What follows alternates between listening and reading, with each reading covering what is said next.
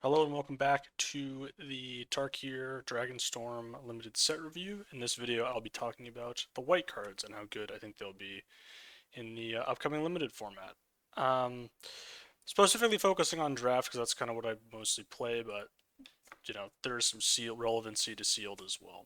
If you haven't been to one of the set reviews before, there are 5 tiers that I use. Tier 1 is good, Tier 5 is bad. Here's kind of an explanation of what the tiers are supposed to be loosely based around. For me, they're more based around when I would draft the cards, not necessarily how individually powerful the cards are, because I think that's really what matters, at least when it comes to like practical applications. But really, the tiers are more of a means to facilitate discussing the cards. With that out of the way, we're going to begin with Anafenza, Unyielding Lineage. 2 and a white for a 2/2 with Flash and First Strike. Whenever another non-token creature you control dies, Anafenza endures 2. So, I don't love this. And the reason why really is that you're kind of asking a lot. You're kind of asking, like, all right, well, my opponent has to have a 2-drop that does die. And most of the 2-drops do die. But you could also be like, okay, well, like if something trades, does this become a 4/4? I should probably put it higher. It's just one of those things that's like when I see a card like this, it's like it doesn't work by itself. That always scares me. Against good opponents, they're not like tapping out and then attacking you. They're attacking you and then they're tapping out. So, like casting this into open mana is just not that exciting for me. Like, yeah, sometimes you get a free block, but for 3 mana, your opponent can have so many things up. And it just, if you get one trigger off this, it's great, obviously. I'm just worried about the games where you don't get a trigger off. The one thing that's nice about this, as is true of all monocolor cards in the set, is that they're uniquely relevant because there are more multicolor cards. So it's actually like taking monocolor cards earlier in the draft is harder to do. So monocolor cards that are good are at a higher premium than they usually are. This could make this card more valuable in this particular format. And so like taking it early could be good. And I also could just be missing,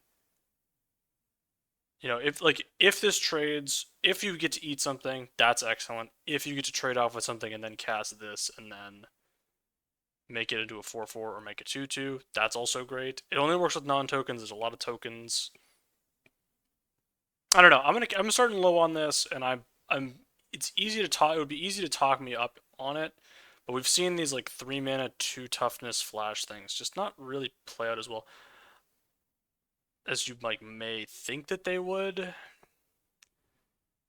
The other thing is like I can't 2/2 like 2/2 first, so 3 mana for a 2/2 first strike is not very good. Like we've seen this, it's just not that good. Whatever. 3 mana 2/2 flash first strike. I'm still not that excited. I'm really not. Like it does eat something some percentage of the time, but I just think that percentage of the time is not as high as you might believe. So I don't know. Some good and some bad with this one. Arashin Sunshield, 3 and a white for a 3/4. When it enters, exile up to 2 target cards from a single graveyard, and you can pay single white and tap it to tap target creature. So the expensive tappers are quite interesting. They are not usually as good as the cheap ones because you don't want to be using your 4-drop to tap down your opponent's 3-drop. Like that's just not as good as using your 1-drop to tap down your opponent's 3-drop. Even though it costs one mana, which is pretty good. Um, the thing that sells me on this card is exile and the 2 cards from a single graveyard. That to me is really valuable. There's so many things in this set that care about cards in the graveyard, and this is just going to be a nightmare.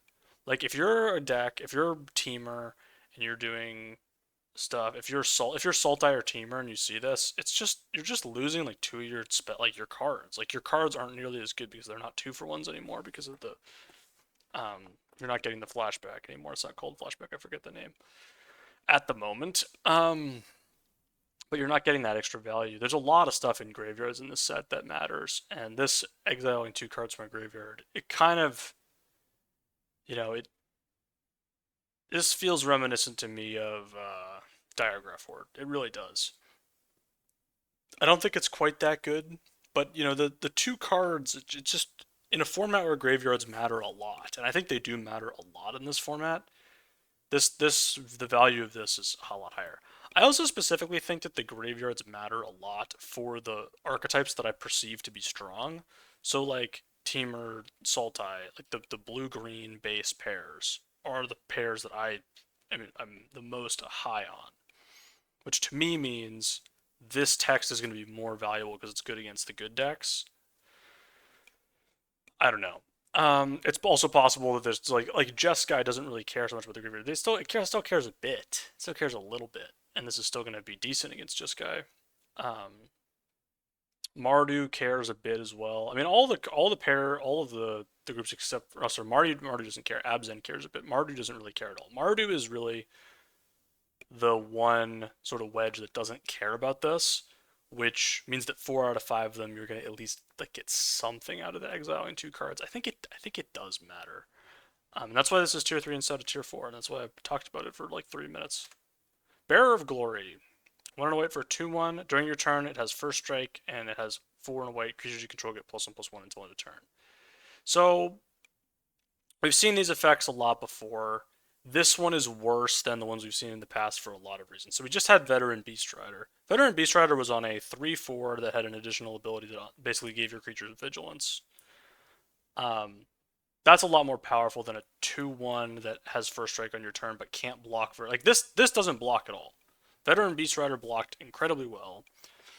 And this costs 5 to activate, which is a lot more than 4. It means you can't really ever double activate it, basically. And I don't like this. I think there's so many better 2 drops in the set. This is not. I don't think this is just gonna have really that much of a spot. Clarion Conqueror, 2 and a white for a 3/3 with flying. It is also a dragon, which is notable. Activated abilities of artifacts, creatures, and planeswalkers can't be activated. So this is really just a rating. It's just how good is a 3-mana 3/3 flyer, and a 3-mana 3/3 flyer, pretty good. All right, hold on. It's pretty good. Like you're just you're pretty happy with the 3-mana 3/3 flyer. So you're gonna take this. It's a monocolor card. You're gonna be pretty like you're not gonna be super thrilled about it, but it kind of goes in any of your white decks. And interestingly, there is like a cycle of artifacts that have activated abilities that people are gonna be playing. That this shuts off. Sort of relevant. I don't know. It'll come up a non-zero number of times, but just kind of like premium to take in draft early because it leaves you open more. Coordinated Maneuver. 1 and a white for an instant. You can choose one. It deals damage equal to the number of creatures you control the target creature or planeswalker, or destroy target enchantment. So we just had this in like artifact form as a sorcery. Better as an instant, a lot better as an instant. This set is more about going wide than the last set was for white, so this is going to be better than the card in the last set, which I would rate a tier 3 as well. And maybe this is tier 2 as a result of that. There are a lot of enchantments that are relevant. The thing is just like, are you going to be taking this above the common 2-drop or above? I mean, I think this is probably the best of the removal spells in white because there is so many ways to go wide, and white commons all care about going wide, and there's kind of this like really nice synergistic package which we're kind of like gonna be going through here. Um, but this is a little bit. It does scare me a bit. There's some concern, but I think I probably could find myself bumping this up here.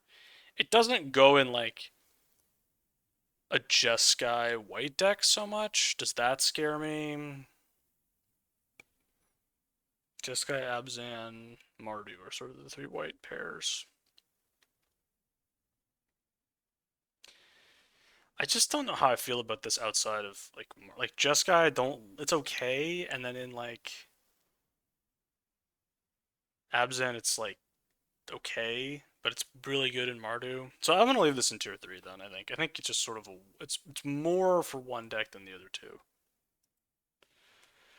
Delcovian Pack Beast, 2 and a white for an 0/4 with Vigilance. It has Mobilize 3.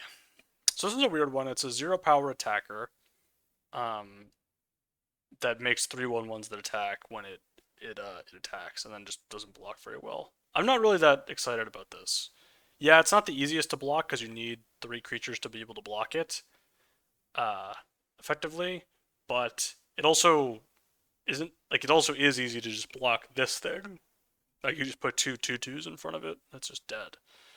That's bad. It just doesn't really attack very well. There are like tricks and stuff that can help it, but I think in like some decks this will be good, but in a lot of like Abzin doesn't care. Jessica really doesn't care. So I should actually move this probably down even to tier. I mean, this is just a Mardu card. This is a card that is just in Mardu. You basically won't play it anywhere else. I don't think you would anyway. So this is like a Mardu card that you won't play anywhere else. That to me says tier 4. Descendant of Storms. Single white for a 2/1. Whenever this creature attacks, you may pay 1 and a white. If you do, it endures 1. So you can either make a 1/1 or put a counter on it. Yeah, this is great. I mean, it's just a great 1-drop. There's really not anything more you could ask from a 1-drop, right? Like, if this is Usher of the Fallen, but a little bit worse. Um, a little bit different, I guess you could say, because you can make it bigger so it has better attacks. I like it. This is a good 1-drop. I don't really have a lot to say about it. It just is going to be tough to deal with it. Dragonback Lancer, 3 and a white for a 3/3 flying, mobilize 1. So as a 4-mana 3/3 flyer with no additional text, that's really bad. Like on blocks, you just gotta block sometimes, and this thing just doesn't block at all. It provides no value. There is a lot of synergy in the set with mobilize, like so much of it that I'm like, could this be playable? And I'm like, I put it in here in tier 4 instead of tier 5. Might regret that decision. I moved it up a little bit. I gave it a little bit of credit because mobilize. It does seem to be a good mechanic. I do kind of believe in it. This is a card that says mobilize on it. Does that make it worth playing in your deck? Your deck's got to be really aggressive, like really aggressive to want this, I think. But in a really aggressive deck, maybe, but even still, I'm not excited about it. So I could be. Man, I just want to move back down to 5 because it just doesn't block. It's just so bad. It's just so bad with it. So bad with it.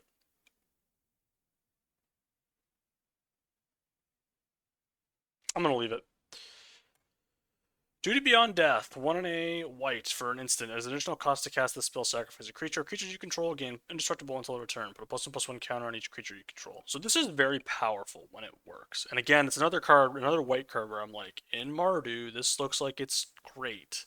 Because if you got a lot of mobilize going on, sacrifice one of those tokens, make all your other stuff big.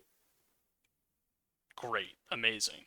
This is an instant. The problem is, in decks that aren't doing this, which, like, if this is a card that you really want to be doing heavy white stuff, and actually white black, just white black, you just want to be white black because white and black, like black also has a lot of like going wide stuff.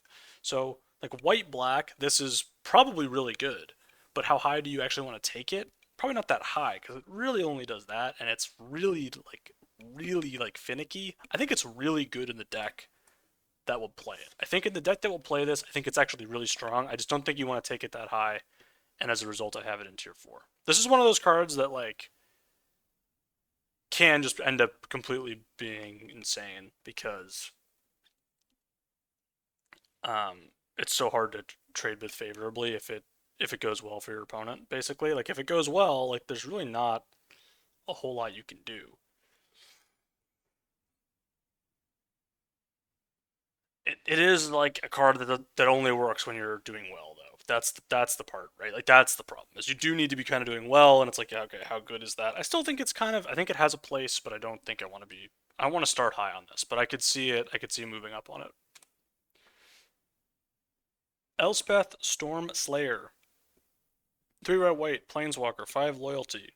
If one or more tokens would be created under your control, twice that many tokens are created instead. +1, create 1 white soldier creature, a 1/1 white soldier creature token.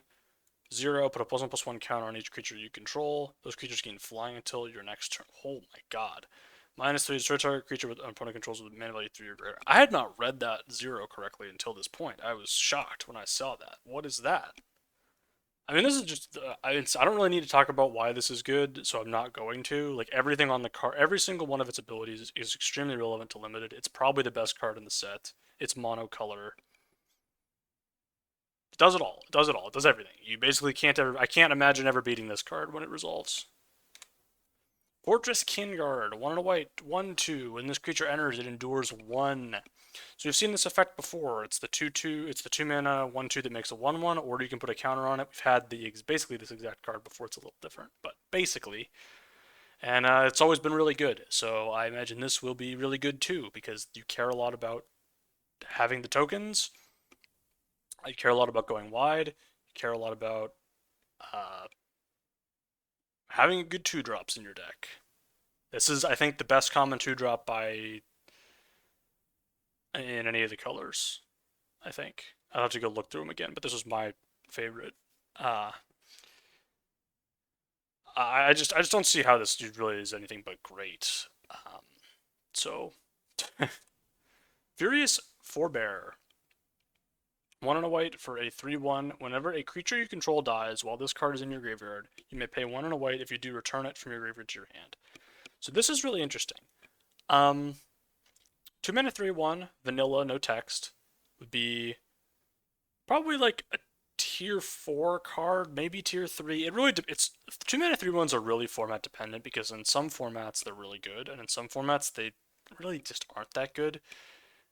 It just kind of depends on what's going on. They used to just be like money. It used to be just like money in the bank. If you have a 2 mana 3/1, card's going to be good. The last year or so, it's kind of been like hit or miss. Like the 2 mana 3/1s have been like, sometimes they're good, sometimes they're kind of mid.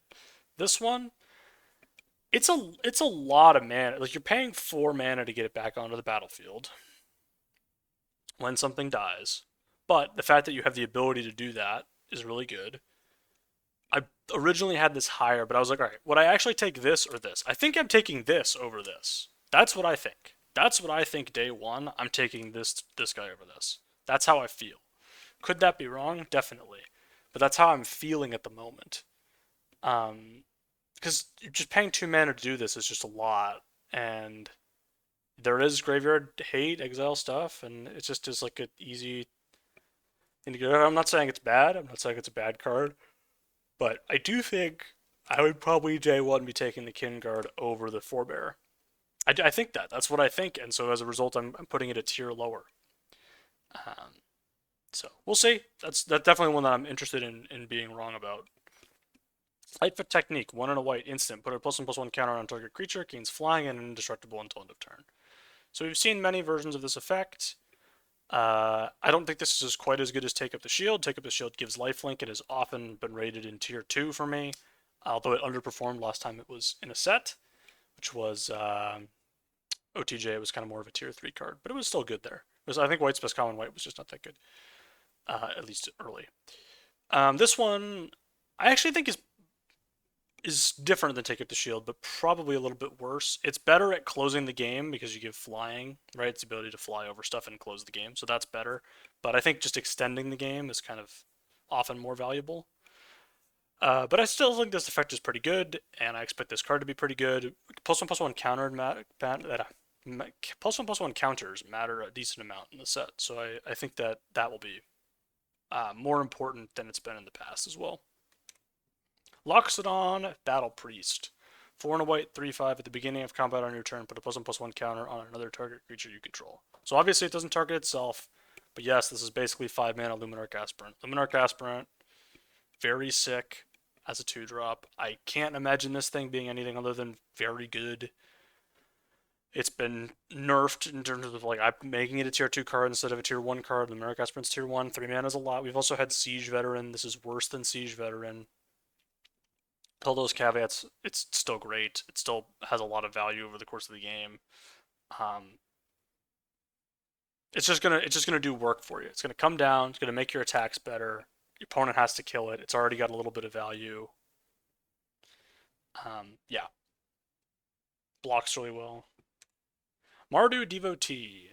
Single white, 1/2. When it enters, you scry 2, and you can pay 1 colorless mana to add red, white, or black. And you can activate only once each turn. I think this is the best of this cycle of creatures. Just because it's a nice 1-drop. There are a lot of 2-drops in this set that are 2/1s or 3/1s. So this actually can block 2-drops a decent amount in the set, and scrying early is nice. And I don't know, like Mardu probably needs this the most, right? Because Mardu is the fastest and it probably needs the best fixing. So this is being the best of the devotees is probably makes sense. It's also the cheapest. So I imagine this will be pretty good, but again, you're probably not going to want it unless you're Mardu, right? I mean, maybe Abzan. I guess Abzan and Jeskai. It should, in theory, work for Abzan and Jeskai.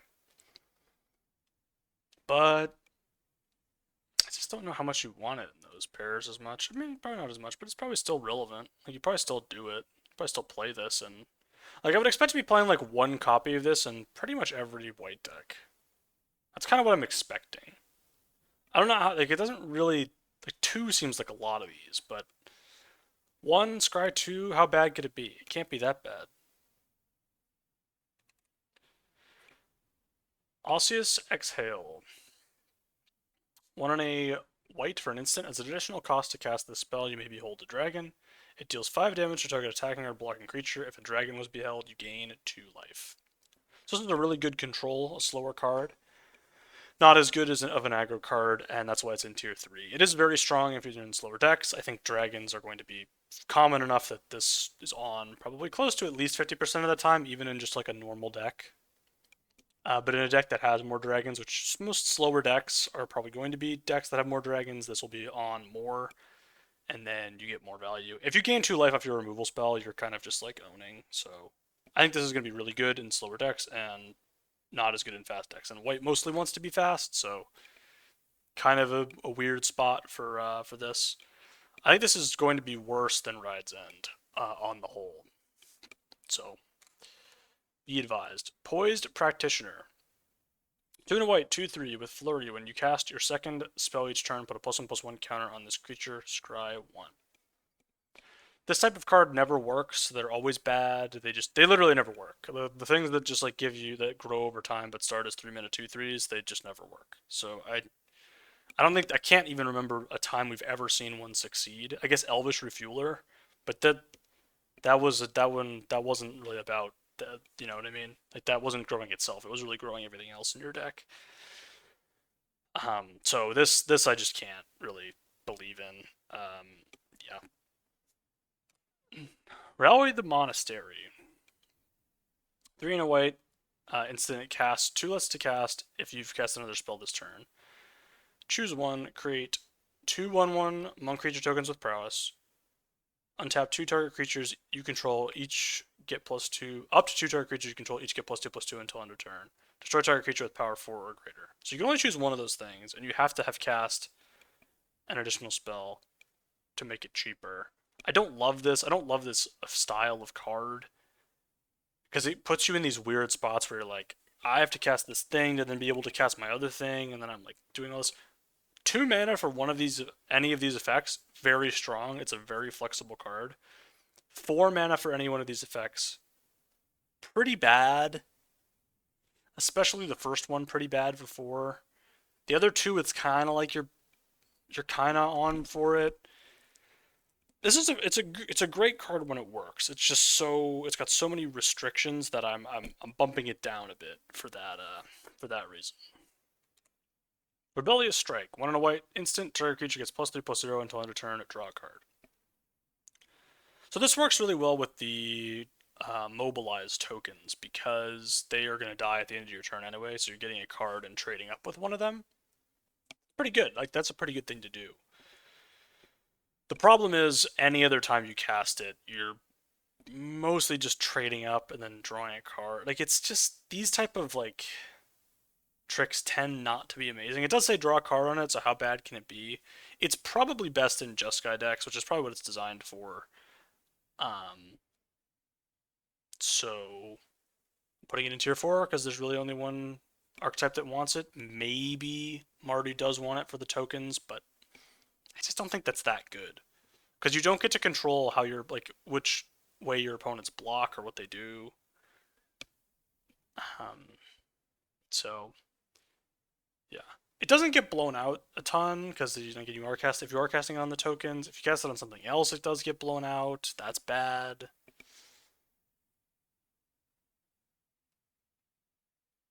This just feels a lot worse to me than the MKM that gave +2/+2 and made a clue. Like that card seems so much better than this card, and that card was really good. But even still, it was like a tier 3 card by the end of the format. Like not tiered. I wouldn't like it wouldn't be tier 2 for me. Riling Dawnbreaker, 4 and a white for a 3/4 dragon. It has flying and vigilance at the beginning of combat on your turn. Another target creature you control gets +1/+0 until end of turn, and it also has an omen to create a 2/2 white soldier creature token as a sorcery. So when I first saw this, I didn't know how omens worked and thought it was an adventure. And then I basically just was like, there's no way they could print this card. It's actually ridiculous. And it's not quite that good because it doesn't, draw you a card and make a 2/2. But it's still really good. It can be your 2-drop, it can be your 5-drop. It can be both. You can shuffle it into your deck after you cast it as a 2-drop, and then it can also be your 5. Wow, amazing. Like that type of flexibility is really good. The hard part with this is like on turn 4 do you double spell with it. That's the really hard spot with this thing. On turn 2, if it's your only 2-drop, you cast it. If you think you can save it till turn 5, you save it till turn 5. It's that simple because it's better on turn 5, but the the ability is relevant too. It's got vigilance. It's kind of does it all. This thing kind of does it all. I love this creature, um, and it just kind of does everything. Sage of the Skies, 2 and a white for a 2/3. When you cast the spell, if you've cast another spell this turn, copy the spell. And it has flying and lifelink. So 3 mana, 2/3 flying and lifelink, pretty good.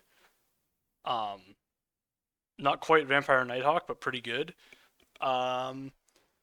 If you cast, like, that's fine. That's a fine card if you were to just cast that. And then on turn 5, you cast a 2-drop and then cast this, you make 2. That's really strong. It's really strong when it works.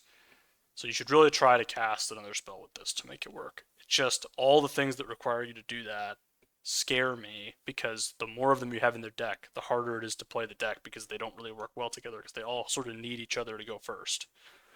So it's kind of like, but this is just a good white card. You'll play this in any white deck. Salt Road Pack Beast. 5 and a white for a 4/3. It costs 1 less to cast for each creature you control. When this creature enters, draw a card.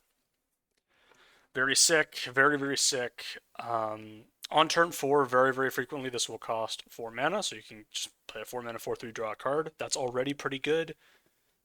In some spots, it's going to cost like 2. Like you can go play a 2-drop on 4 and then play this. That's going to be somewhat frequent. If that ever happens, you're in a great spot. Being a 4/3 instead of a 3/4 is probably quite good because you just would like to trade off on your up cards.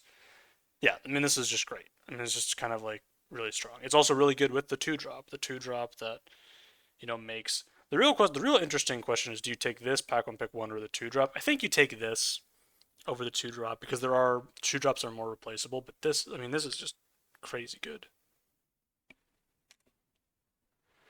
Smile at Death. 3 white white enchantment. At the beginning of your upkeep, return up to 2 target creature cards with power 2 or less from your graveyard to the battlefield. Put a +1/+1 counter on each of those creatures. It gets two creatures back, huh? And your opponent like can't attack you. I should not put this into. Well, you really are spending turn 5 doing stone nothing, and it has to be power 2 or less. So like, but it hits. There's a lot of things it hits. Like it hits the 2-drop, the common, hits the devotee. Nah, this is good. This is good. I'm changing my mind on this one. I've decided to move it up considerably, and the reason really is that it just keeps like once this is in play. Yes, on turn 5, you're gonna be really far behind, but you get infinite chump blocks. That's really powerful. There are a lot of white creatures with power 2 or less. Not all of them cost 2 or less. There's some more expensive stuff. And there's a lot of self-mill in the set. So I think if in like an Abzan deck you could play this, self-mill a bunch of stuff, get the other stuff back. Does nothing on turn 5. Make sure things bigger. So on turn 5, this. Turn 6, you get stuff back. Once you get if you get 2 things back the first time you get this, it's good. The second turn, if you even get 1 thing back, it's great. This is a really hard card to evaluate because if the format's too fast, it's just bad. Right? Just as you're taking turn 5 off, you can't do that, you lose. But the thing is once you play this, your opponent like can attack you, but you can just go, okay, I'll trump with my thing, and then I'll get it back, and then whatever. And then once you're doing that every turn, and if you have ways to sacrifice things, I don't know. This is sweet. I'm gonna try to make this work. It may not work, but I think it's good. I've decided I think it's good, and maybe I've gone too far. Maybe I've come too far up on it. But I believe now. Starry-eyed Skyrider. 2 and a white for a 1/3 with flying. When this creature attacks, another target creature you control gains flying until end of turn. Attacking tokens you control have flying.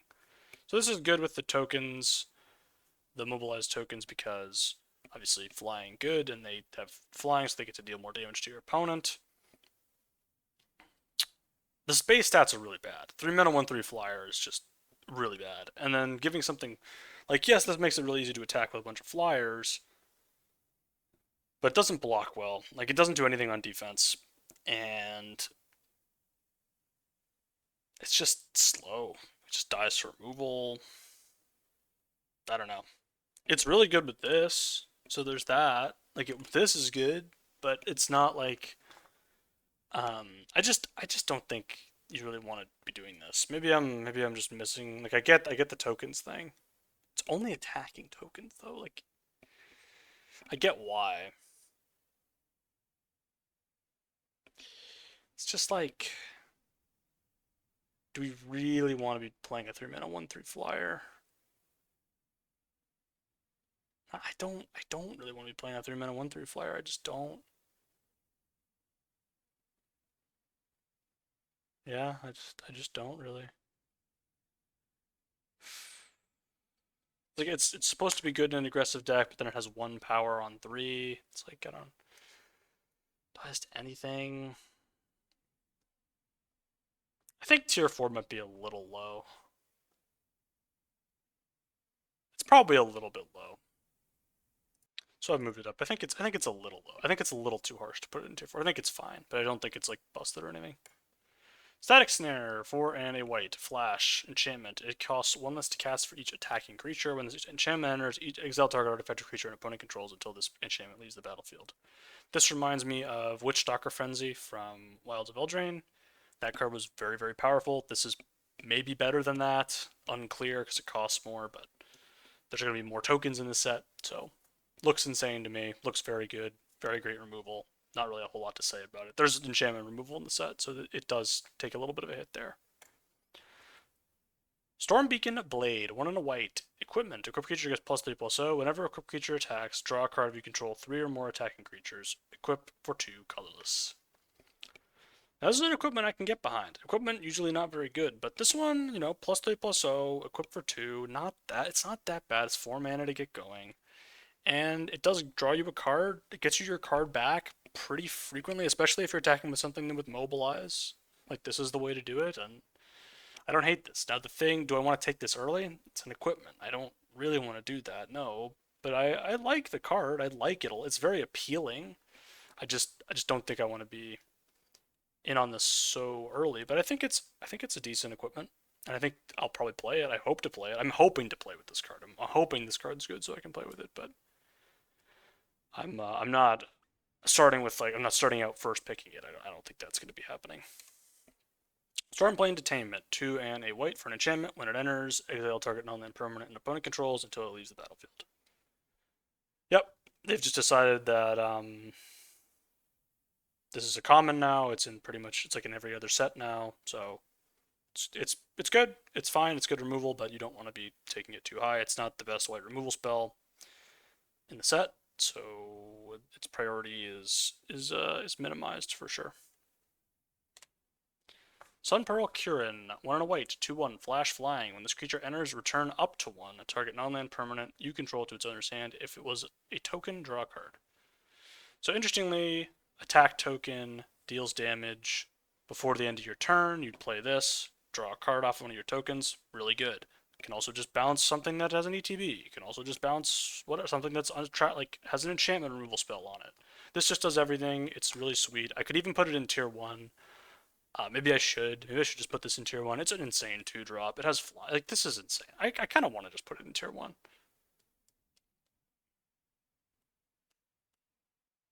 Who cares? It is. It's good. It's great. It's a great card. Teeming Dragonstorm. 3 and a white, enchantment. When this enchantment enters, create 2/2 white soldier creature tokens. When a dragon you control enters, return this enchantment to its owner's hand.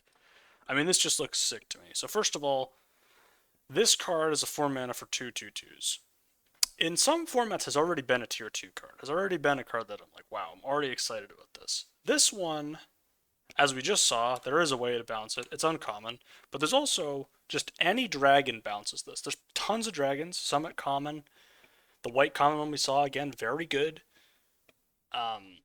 So I mean, if you ever bounce this and replay it, you're so ahead. And if you even if you don't, it's great. Even if you don't bounce this once, it's great. It's I guess it's good. And if you bounce it one time, it's great. So I think this is just really really really strong. I just really like this one. Um, yep, that's how I feel about it. Tempest Hawk. 2 and a white, 2/2 flying. When this creature deals combat damage to a player, you may search your library for a card named Tempest Hawk, reveal it, put it in your hand, and shuffle. It's only one card, and you can play as many of these as you want. I don't like this collect them all variant as much as we've seen the ones of the past, because those ones just draw as many when they ETB. So you could play like 5 of them, and then you draw 3 cards when it ETBs, and then you can draw more. This doesn't do that. It's a 3-mana 2/2 flyer, which is not great. It does draw you some cards when it hits. I think this is fine. I think it's fine, kind of. But the tier 4 rating is, hey, this is a thing you can do when you see these going late. If you get 4 of them, maybe that's something. I don't think it's going to be the best thing to be doing in this set, playing a lot of bad cards, but it also only finds one. The fact that it only draws 1 card when it hits, that's not great. So I don't really love this. United Battlefront. 3 and a white, sorcery. Look at the top 7 cards of your library. Put 2 non-creature, non-land permanents with mana value 3 or less onto the battlefield. Put the rest on your bottom of your library in random order. This is not for limited. You just have too many creatures in your deck. There's not enough non-creature, non-land permanents of mana value 3 or less in your deck to play this.